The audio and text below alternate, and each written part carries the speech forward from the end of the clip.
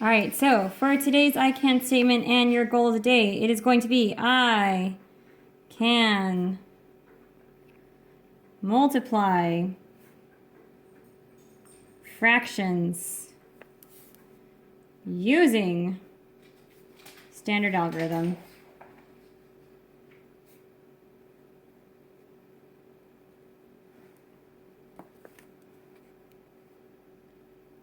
All right, so we're going to start out with a really easy problem, and I think I gave this problem to you yesterday, but I gave it to you in the form of using models.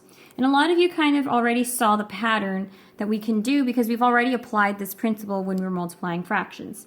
So just to kind of reiterate, if I was making this a model, the way I would read this is 4/6 of 1/4. So I'd break my rectangular model into 4 pieces because that's my denominator.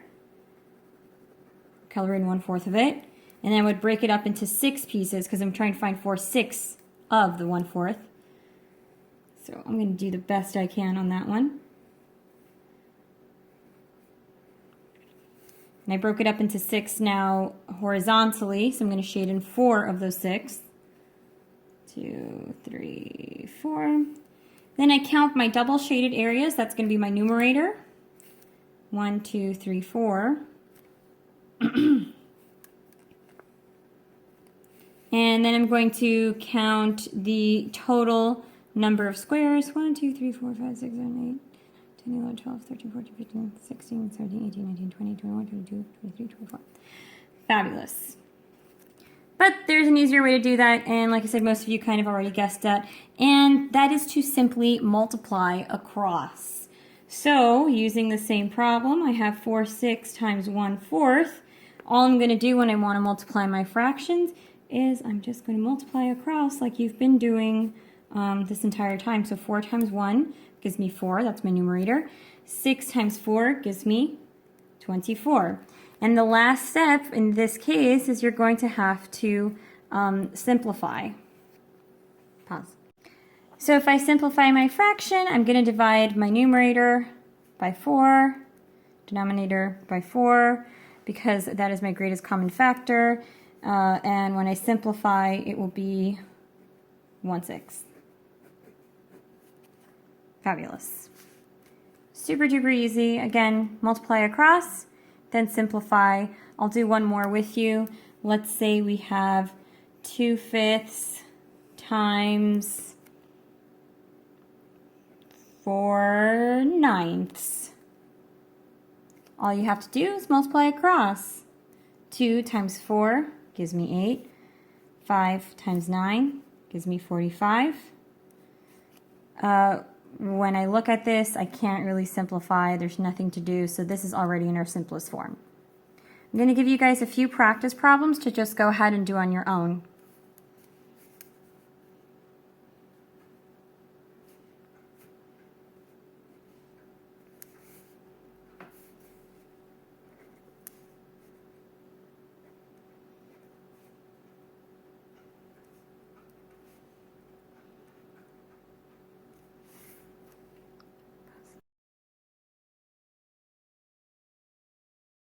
All right, so hopefully that was enough time for you to try and solve it. 2 times 3 is going to give me 6. 12 times 7 is going to give me 84. And I can already tell these are both even numbers that I'm going to have to simplify if I want to get a smaller equivalent fraction.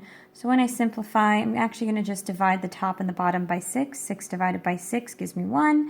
And 84 divided by 6 gives me 14. Over here, 6 times 3 gives me 18. Over 9 times 5 gives me 45. These are both multiples of 9, so that's what I'm going to use when I want to simplify. 18 divided by 9 gives me 2.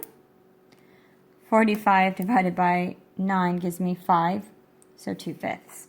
All right, that was really easy. I know it's way too easy, so I want us to kind of extend our thinking, and I do want you to start noticing patterns, and that's what we're going to do the next time we're together.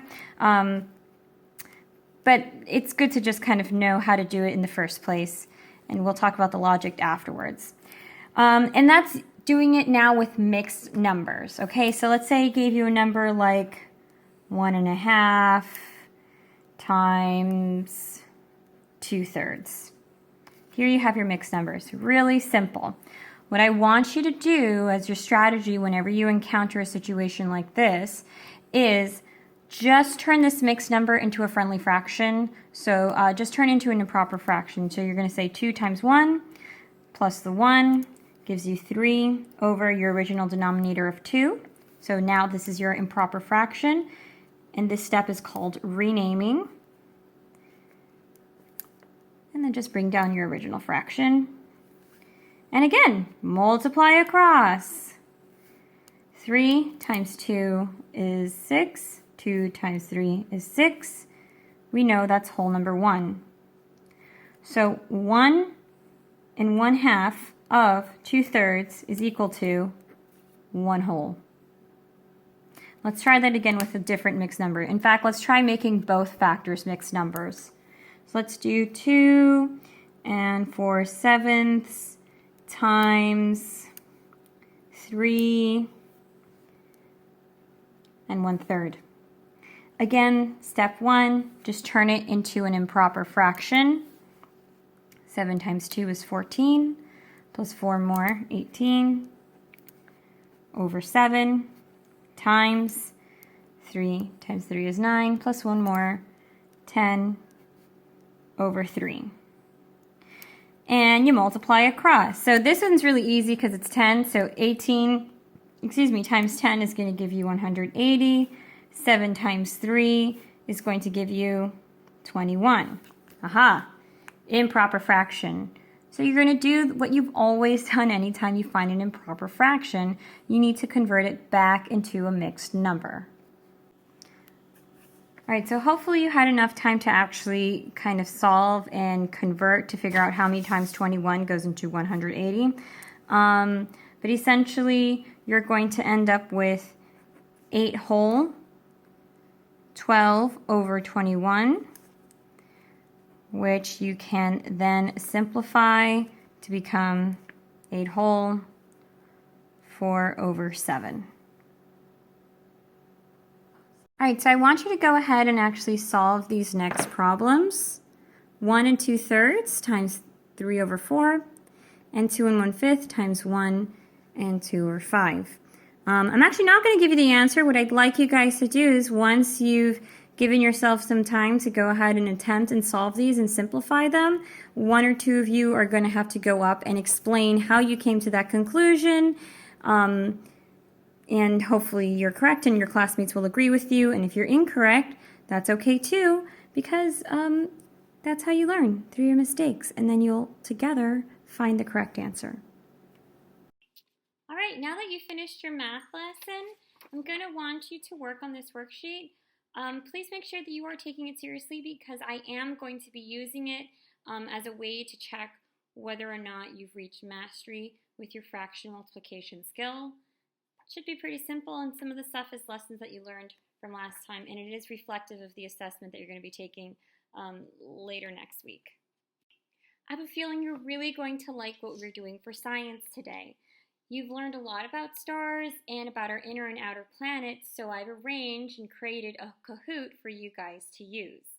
That means you're going to have to use either your personal device, as long as it has internet connection, and your parents are okay with you using data since you cannot connect to the Wi-Fi from the school, or you're going to have to share computers and Chromebooks because we don't have enough for every student. However, we have enough for about 2 people to be on one computer or 2 people to be on one Chromebook. So go ahead, I'll give you guys a few minutes to decide how you want to divide up the technology. In case you finish early, I'd like you to watch the Brain Pop video on black holes as a class. Good morning, 4th grade. As you can tell, I am not here at school today, but I have pre-recorded your lessons. So starting off with science, I do have some worksheets I'd like you to focus on today, and it looks like this with your moon phases. Now, I know a lot of you have been struggling with moon phases, so I want you to use all the resources that you have. That includes your science book, the newspaper magazine that we had yesterday, your flipbook, anything like that. I do not want you on laptops or computers to help you with this. And this should be done independently, which means your noise level should be at a 0, because independent means you're not asking anyone for help. If you need the dividers, you know where they are in the back of the classroom to help you focus. Make sure you're making the best choices that are going to allow you to correctly answer these questions. Good afternoon. I hope you enjoyed your lunch. For math today, I'd like you to continue to study for your test. So I created some more questions that mimic your test. It's different from the ones that you did 2 days ago, okay? You're going to be using this both as classwork and as homework, all right? The more opportunities for practice, the better you're going to get. However, there are a lot, and I mean a lot, of my students who are not finishing their review work or their independent work that they had from stations. So if you finish this, which you might be able to do, seeing as it's only 10 questions, you do need to go back and finish any of your classwork that wasn't already completed. You have an hour and a half to accomplish this. That is more than enough time if you stay focused, if you stay energized, if you keep your goal to be practicing and finishing and growing all the time. Remember, we did talk about those FSA and iReady goals. The only way you're going to meet it is if you are 100% committed to learning and to making your personal gains and being your personal best.